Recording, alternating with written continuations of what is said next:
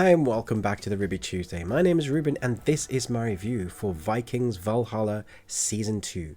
Is it as good as Season 1? Should you be watching this? Let's jump in and find out. Season 2 finds our hero shortly after the tragic fall of Kattegat, an event that had shattered their dreams and altered their destinies. Finding themselves suddenly fugitives in Scandinavia, they are forced to test their ambitions and courage and worlds beyond the fjords of Kattegat. So the range that this series has gone from is incredible. Original series, then moving to Amazon, becoming their original series, having many seasons of the Vikings series, and then Netflix picking up the spin-off series with MGM. We had that initial first Vikings season, and I preferred the first few seasons of Vikings to the original Vikings Valhalla. I liked it, I just felt like it felt different. And different is fine, I just wasn't expecting it to be. That's not to say I didn't enjoy the first season, I did immensely. I don't know, it just didn't sit quite right for me. Season 2, however, I'm very happy to report, is incredible. But mostly because of two storylines and one in particular. There are multiple tangents that we've gone on to continue the storylines from the previous seasons. We have the Queen. Take what is rightfully yours.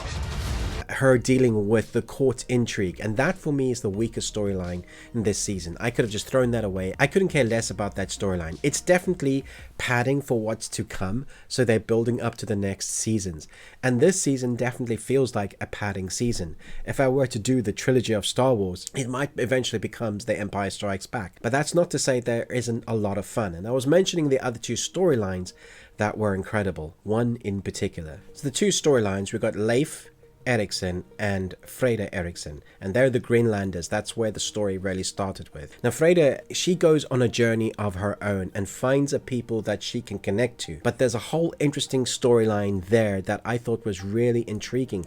And then we have the juxtaposition of Leif, who goes on a sort of unexpected adventure, a journey to a land that I don't want to spoil for you. Brace yourselves!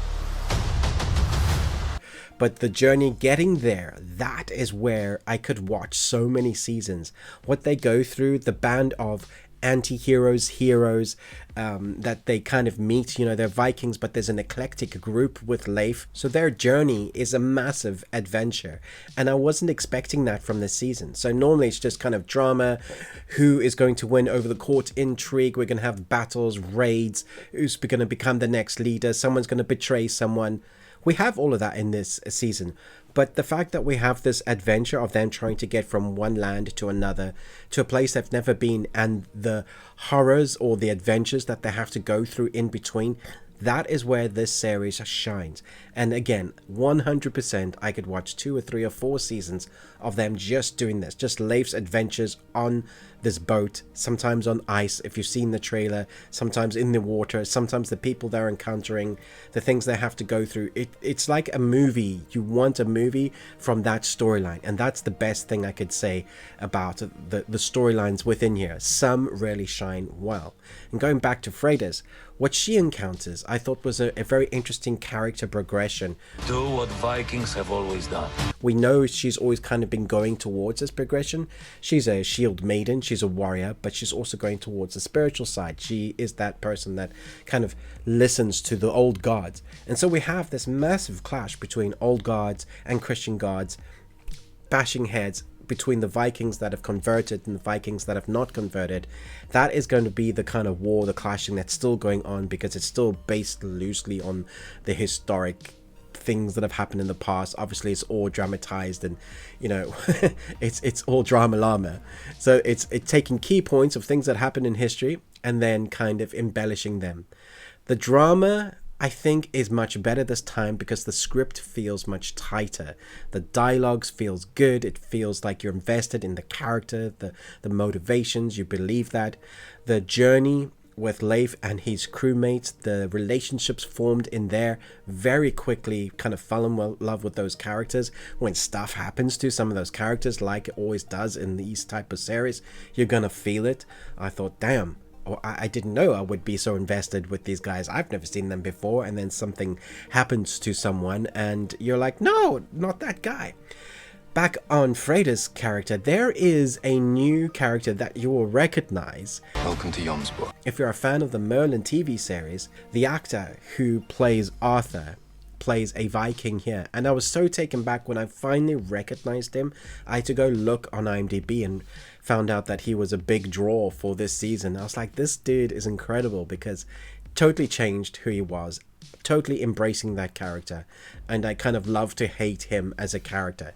He's equal parts Viking, good and bad. You don't know where he kind of sits, and that kind of plays towards the character that they've been building for him. And so the new people that you have coming in, I thought were excellent. Those that have always been bad go on a journey that you're not quite expecting.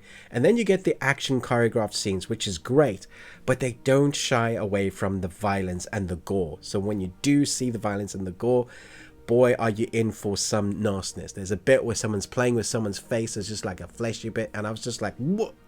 That's gross. You know, you expect some part of that in the Vikings series, but sometimes you forget, and they kind of go, oh, just in case you forgot, this is what you're watching. So you do have some nudity, you have quite a bit of violence, you have quite a bit of gore when it is necessary, but it's not for the sake of gore, just it's part of the story. And you have a bit of swearing. So it is an adult series, but I think those older teens with their parents might enjoy this. I think if you invested already, you're going to love this. For me, amazingly, this was stronger than the first season by quite a bit. I don't think I would want to take anything away from this season. I probably would rate it higher if it wasn't for that one storyline of the court intrigue. It didn't seem to go anywhere. I know it's padding and it will come into fruition in the following seasons.